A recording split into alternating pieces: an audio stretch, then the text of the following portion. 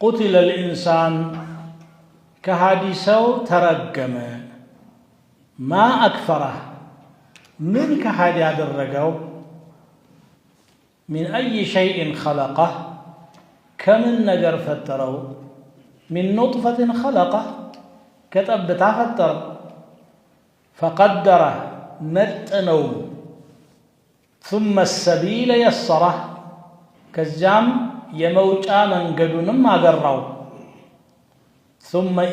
ثم أماته فأقبره كزام قدلونا أسكبره ثم إذا شاء كزام يشاء زي أنشره ياسن السوا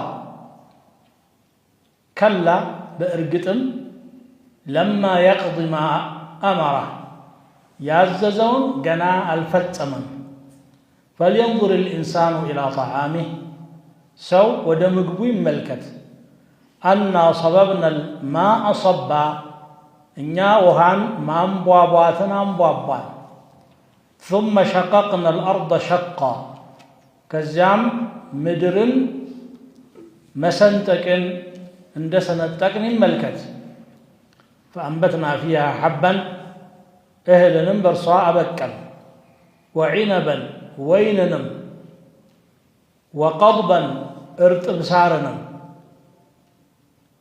وزيتونا ونخلا يزيت ويرانم زنبابانم فتر وحدائق غلبا شفكوش أتكلتوشنم فتر وفاكهة فرافرينم وأبا قلبانم فتر متاعا لكم ولأنعامكم لنانتنا لإنسساوچاچو متاكميا يهون زند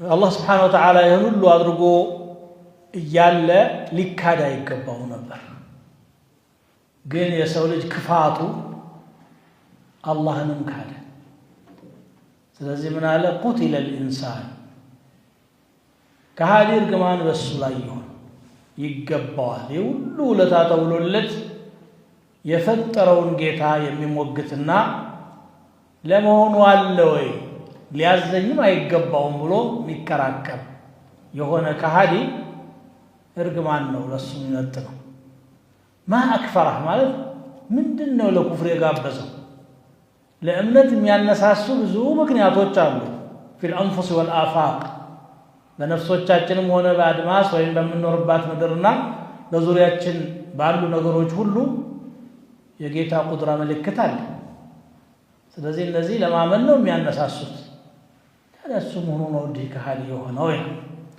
ወይም ما أكفره ማለት ምንኛ ክፉ ከሃዲ ነው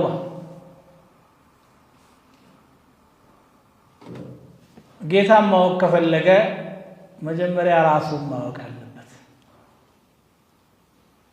ማን ነኝ እኔ ከየት ተነስቼ ነው ዛሬ እንዲህ አይነት ያማረ ቁመና ላይ የተገኘሁት ብሎ ማለት ስለዚህ ጥያቄ ጠየቀ አላህ ምን أي شيء خلقه ከኔ በላይ ላሳር የሚለው ይህ ትዕቢተኛ ከሃዲ አላህ ከምንድን ይሆን የፈጠረው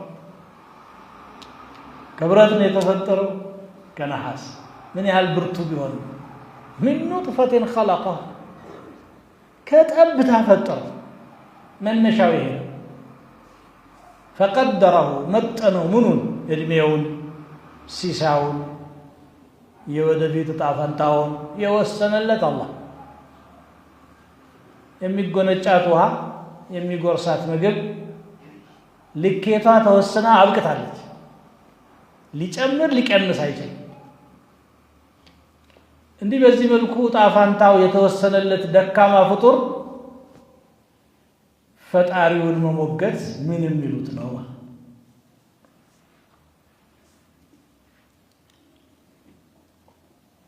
ثم السبيل يسره መንገዱን አገራው የምኑን መንገድ የተፈጠረው ከጠብታ ነው ጠብታው ከሁለት ሰዎች ሰውነት ውስጥ ተጨምቆ አላህ በፈለገው ቦታ የተቀላቀለ ነው በማህፀን ውስጥ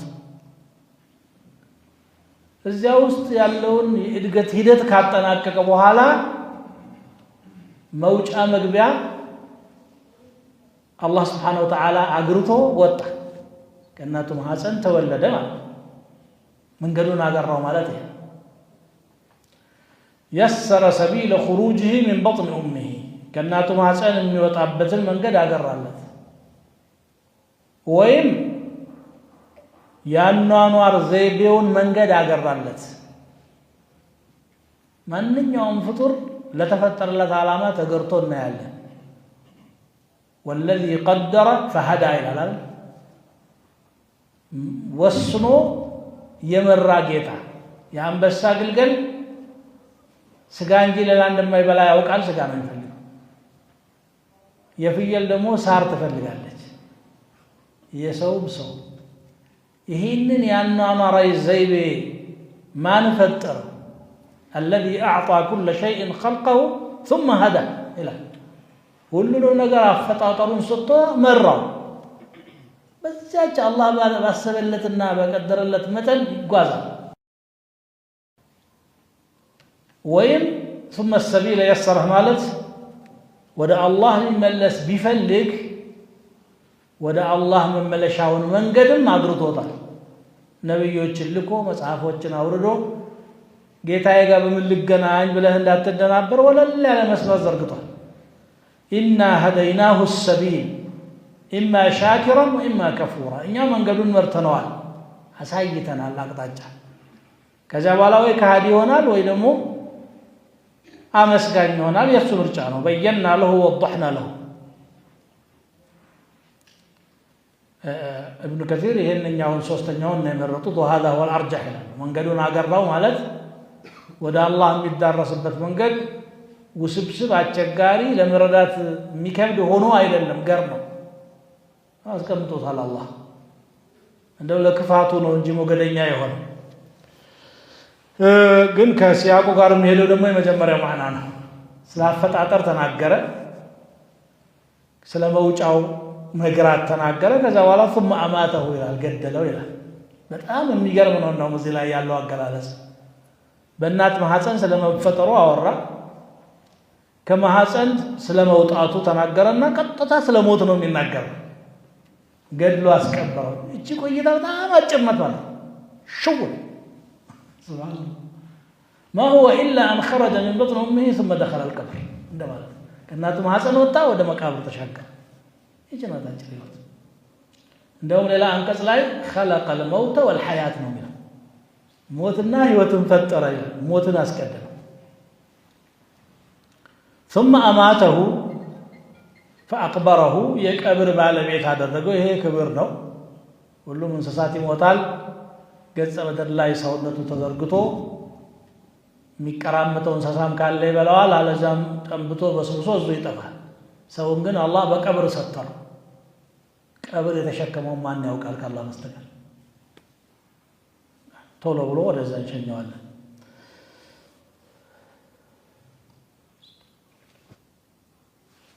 ثم إذا شاء ከዛም እርሱ የሻ ጊዜ አንሸረሁ ከመቃብሩ ያስነሳዋል።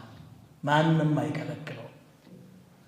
ልክ ከጠብታ እንደፈጠረው በማህፀን ውስጥ እንዳስቆየው እንደገደለውና እንዳስቀበረው ሁሉ ጊዜው ሲደርስ ደግሞ ተነስ ይለዋል፣ ይነሳል። ከላ ليس الأمر كما زعم الكافر ነገሩ ከሃዲው እንደሚሞግተው እንደሚከራከረው አይደለም። ፍጹም ከዚህ የተለየ ነገር ነው የሚጠብቀው። ታዞ ጌታውን ተገዝቶ ለቀጣዩ ዓለም ተድላ መብቃት ሲገባው በደረቁ እየተከራከረ ለማ يقض ما أمره ጌታው ያዘዘውን ፈጽሞ አልፈጸመም፣ አልሰራም፣ አለፈው ጊዜው።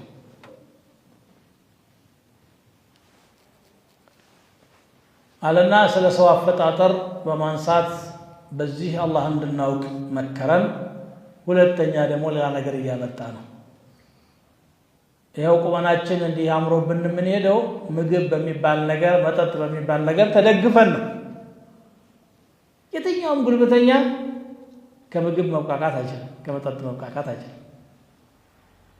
ታዲያ አላህን ለማወቅና ውለታውን ለመረዳት ከተፈለገ እኮ فلينظر الإنسان إلى طعامه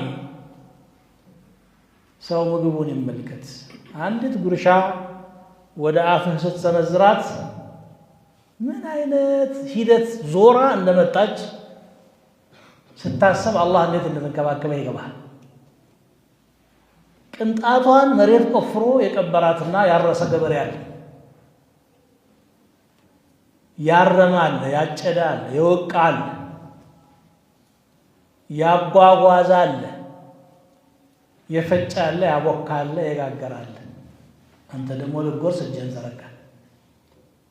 ይህ ሁሉ ለአንተ ኺድማ የተመደበ አካል ነው። الناس للناس من بدو وحاضرة بعض لبعض وإن لم يشعروا خدموا ሰዎች ከገጠርም ከከተማም ከፊሉ ለከፊል አገልጋይ ነው። ግማሹ ለግማሹ እንዲያገለግል አንተ ፋብሪካ ሲኖር ስታመርት መከራ ስታይ ሩቅ ቦታ ላይ ላለው ሰው የሚያስፈልገውን ልታቀብል መድብ ሆነው አላህ ትለፋለህ፣ በየቀኑ ታመርታለህ፣ ተጠቃሚው ሆነ ቦታ አለ። እሱ ደግሞ ሌላ ነገር ይሰራል፣ ላንተ ያቀብላል። ይችን ምግብ ተመልከታት፣ አበቃቀሏን ያት አና صببنا الماء صبا እኛንን ውሃን ከሰማይ ያርከፈከፍነው ያንቧቧሉ። ለተክሉ በሚጠቅም መልኩ የጠብታዋ መጠን ጭምር ተለክታ ነው የምትወርደው። ወነዘልና من السماء ماء بقدر ይላል፣ በመጠን ነው አላህ ለክቶ የሚያወርዳል። ከዛ ከፍ ብትል አፈር ታጥባለች፣ ከዛ ዝቅ ብትል ደግሞ በቂ አገልግሎት ላይ ኖራት ይችላል። እንዲህ አርከፈከፍነውና መሬቷ ደግሞ ክፍት እንድትልና ፍሬውን በውስጧ አቅፋ ወደ ቡቃያነት እንዲቀየር አመቻቸናት። ثم شققنا الأرض شقا ገበሬው ብሎ ከላይ ያለውን ይቆፍራል እንጂ የጣለው ፍሬ ወደ ቡቃያነት እንዲቀየር ማድረግ የሚችለው ምንም የለም። ተወከልና አላህ ብሎ ቤት ያለውን እህል መሬት ላይ አፍሶ ይመለሳል። ከወራት በኋላ ብዙ ምርት አፍሳለሁ ሁሉ ከዛስ فأنبتنا فيها حبا على እህል አይነት ስንዴው፣ ገብሱ፣ ማሽላው፣ ጤፉ፣ በቆሎ ቆጥረን ማንዘልቅ وعنبا ወይን ደግሞ ከእሸቶች وقضبا እርጥብ ሳር ለእንስሳቶቻችን ግጦሽ ይፈልጋሉ።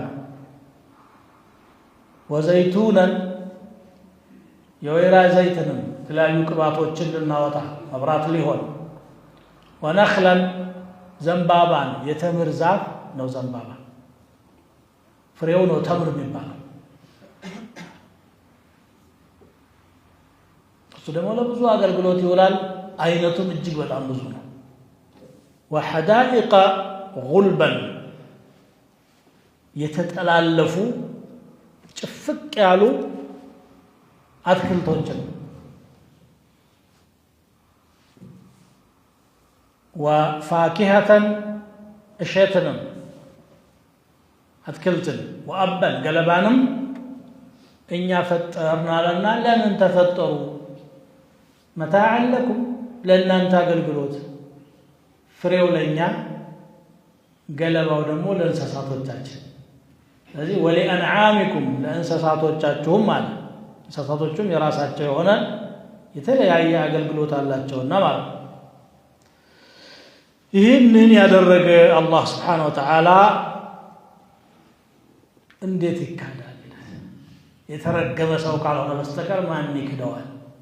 ቁቲለ ልኢንሳኑ ማ አክፈረ ከሚለው ጋር እያያዛል ማለት ነው። በነገራችን ላይ ፋኪሃ የሚለው ቃል በሰፊው ይታወቃል። አብ የሚለው ቃል ግን ሰሓቦችም ግራ የተጋቡበት የነበረ ነው። ቁርአን ቃላቶችን ከሁሉም የዓረብ ጎሳዎች ላይ ነው የወሰደውና አቡበክር ስዲቅ ረዲየላሁ ተዓላ አንሁ አንድ ቀን